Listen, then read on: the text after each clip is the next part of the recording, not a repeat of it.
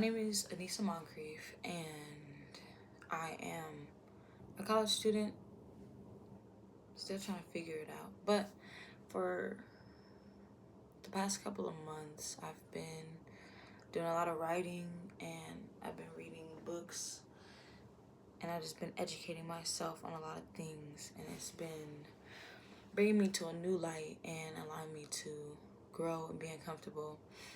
And I'm having to make a decision to either move forward or stay where I'm at. Comfortability is a big thing, and it's a big aspect in a lot of people's lives, and I feel like everybody wants to be comfortable and everybody wants to feel okay and feel safe in what they're meant to do and what they're supposed to do. But what if all it takes is a little bit of uncomfortability? I know I say that weird words, okay. I was doing some thinking and some writing last night and some reading. I have this new book. This is what it's called.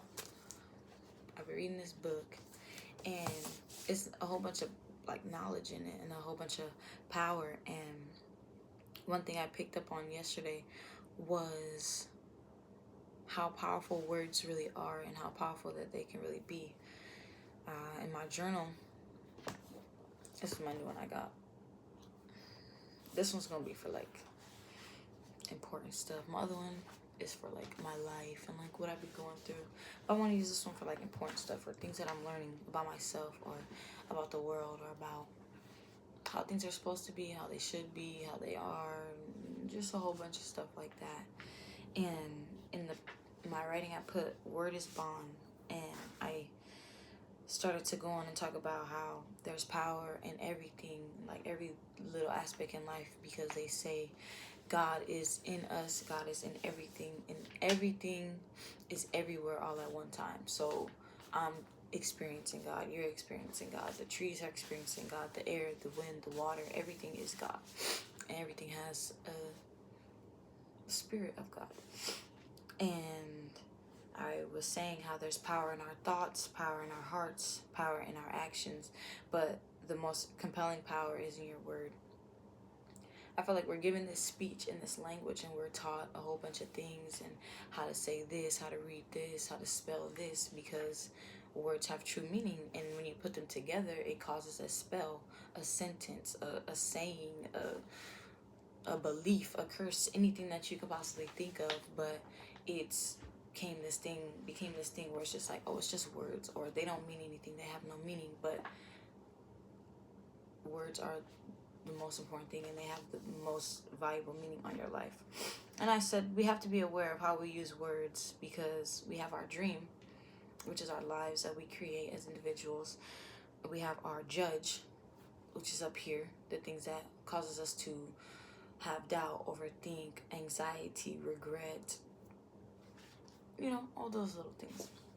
And then we have our victim, which becomes the guilt, the shame, the sadness, the anger, the rage, the pain, the constant thinking, the constant loops, the constant feeling of being not enough and not good enough, and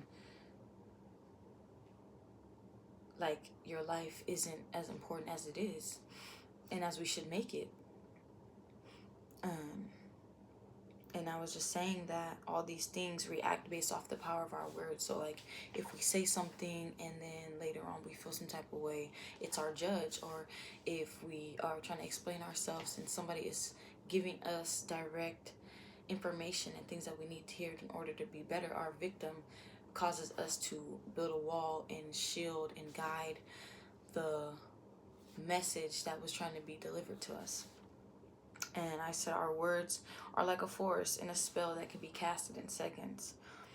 And in the book, I'm telling you, this book, it says, through the word you express your creative power. Word can set you free, and it can also enslave you more than you know.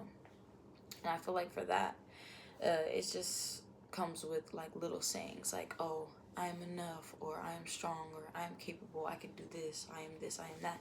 Because in the Bible, it states that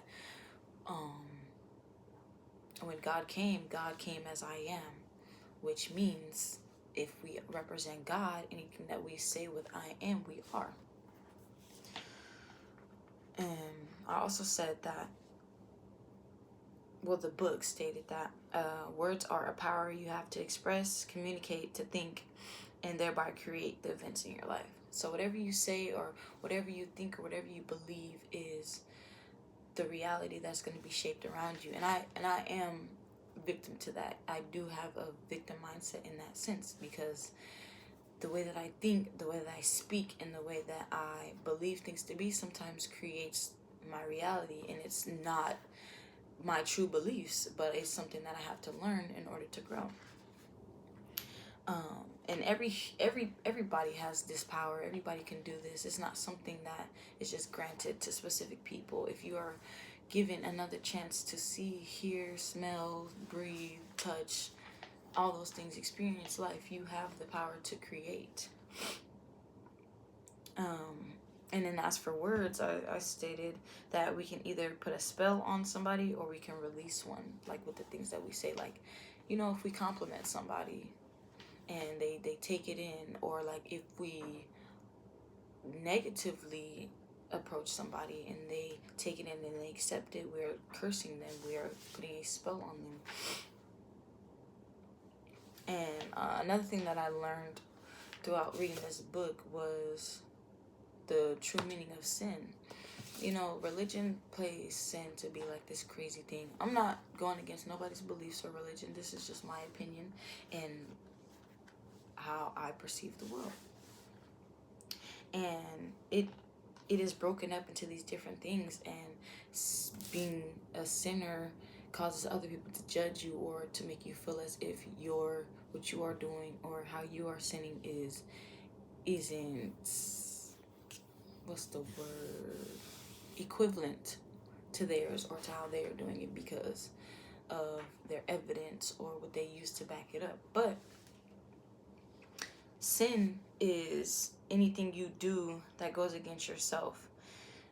And in the book it says everything you feel or believe or say that goes against self is sin. So whatever you believe is wrong or wrong to you, or if you feel like you're doing something and it's going against you, but you feel like you should be doing this because other people say that this is how it should be, it's a sin. Don't do things for people, do things for yourself. Or even if you're just judging or blaming yourself, like, we're humans, we're gonna mess up, we're gonna do things that don't make sense sometimes, we're gonna do things that hurt people, we're gonna do things that just don't line up with other people's beliefs or other people's aspects on life. But that's okay, because God didn't put you here to live for other people. God put you here to be like God, or find yourself and be better for yourself and do things for yourself. It's about self first. And it just gave me an insight that words are so powerful, because I use it to my advantage at times, and I put myself in situations and I cause scenarios in my life where I genuinely don't need to be in them.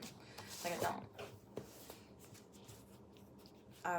I appreciate the lessons, but it's like a repeated cycle, because when I read, I understand, I gain this knowledge, and I gain this control over being able to know when and when not to, and then I do it anyway. I do it to myself anyway. I break myself anyways. But I think it's just about consistency and being able to truly want to change and want to be better, rather than being comfortable in your situation. So if you take anything away from this video, just know words are very powerful, and you can create any lifestyle that you desire to live with just one word. So be kind to yourself, be gentle, be patient, and give yourself grace, and forgive people, and forgive yourself first, because it's important. If you don't forgive yourself, you won't be able to forgive anybody.